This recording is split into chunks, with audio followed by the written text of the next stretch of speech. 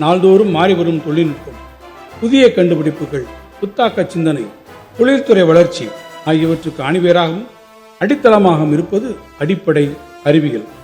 காலநிலை மாற்றம், உலக வெப்பமயமாதல், புதுப்பிக்கத்தக்க மின்சக்தி சேமிப்பு தேவை, உலகெங்கும் பரவி வரும் நோய்க்கிருமிகள் என பல்வேறு சவால்கள் உருவாகி வருகின்றன.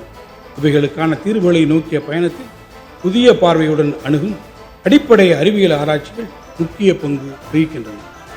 மருத்துவம், பொறியியல் உள்ளிட்ட துறைகளின் வளர்ச்சியில் தமிழ்நாடு சிறந்து விளங்குவதைப் போன்று அடிப்படை அறிவியல் மற்றும் கணித பேசிக் சயின்சஸ் அண்ட் மேத்தமெட்டிக்ஸ் ஆராய்ச்சி சூழலும் தமிழ்நாட்டில் மேம்பட வேண்டும் என்று கல்வியாளர்கள் கருதுவதை நமது அரசு கவனமாக பரிசீலித்து தமிழ்நாட்டில் சென்னை மற்றும் கோவையில் 2 அடிப்படை அறிவியல் மற்றும் கணித ஆராய்ச்சி மையங்களை Indian Institute of Science, Tata Institute of Fundamental Research போன்ற நாட்டின் புகழ்பெற்ற ஆய்வு நிறுவனங்களுடன் இணைந்து உருவாக்கிட 100 கோடி ரூபாய் நிதி வழங்கப்படும்.